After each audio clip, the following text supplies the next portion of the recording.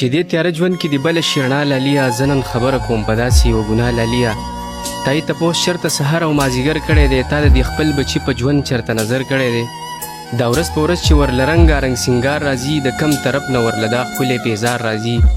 ذهن دې کله کله یاره دې خبرو لځي دا چې ښایسته ښایسته موټرو کې چکرو لځي لکه د پلار دې په دې خپل بچي نظر دی که نه چې دا ملګری د عمر برابر دی که نه دغه ماشوم بچی د کم ځای نه پیسې راوړي دا ورځ په ورځ چې قیمتي ښکلې جامې راوړي دومره څه ګرانه ده که وشي په دې اړۍ لالیا ستا خو وس نه رسي د یو وخت د ډوډۍ لالیا ای ته خوشحالېږه مه چې څوک راله بچی ساتي دغه بچی دې لکه ښځه یو سړی ساتي ته فخر مه کوه په داسې ژوند د زوی لالیا دې ته پښتو کې خلک وایي بچه بازي لالیا زه نور څه نه ویم خو الله له به جواب ورکې ورځ په قیامت به د سیکنډ سیکنډ حساب ورکې په پاک قرآن کې درته شوي دي بیا بیا خبرې ځان ته رایادې که انسانه د الله خبرې الله تبا کو قوم لوط په سخت عذاب باندې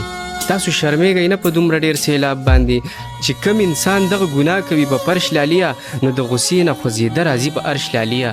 انسانه مه راوله ځان باندې د کاڼو باران زندگی تیره که په شان د خپل سپېڅلي جانان